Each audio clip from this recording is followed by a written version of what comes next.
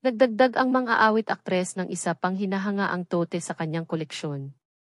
Maraming mga bituin ng kapuso ang bumisita sa Canada upang magdala ng espesyal na palabas para sa ating mga minamahal na OFW.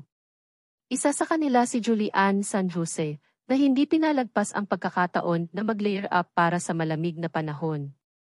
Habang ginagawa niya ito, ipinakita niya ang isang bagong disenyo ng bag na tiyak na pasok sa kanyang chic na koleksyon. Tingnan, outie sa paglalakbay ni Julian San Jose sa Canada.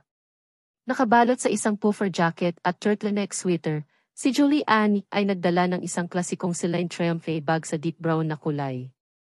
Ang compact tote ay isa sa mga pangunahing piraso ng prestihiyosong French luxury brand, na may pagmamalaki na nagpapakita ng gold, sigil ng maison. Kahit pumili siya ng sweatpants o jeans, ang arm candy ay perpekto sa kanyang mga tingnan. Shop, ang tiyak na designer bag na isinuot ni Julian San Jose.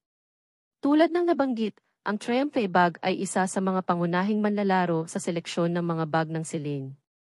Sa unang tingin, ito ay simple lamang, ngunit ito ay isang makinis na leather carry-all na perpekto para sa paglalakbay. Pinili ni Julian ang isang earthy version nito, ngunit ikaw ay magiging masaya sa kaalaman na may iba't ibang kulay ito, mula sa soft canary yellow hanggang sa classic black, na lahat ay nagtatampok ng signature metallic buckle ng tatak.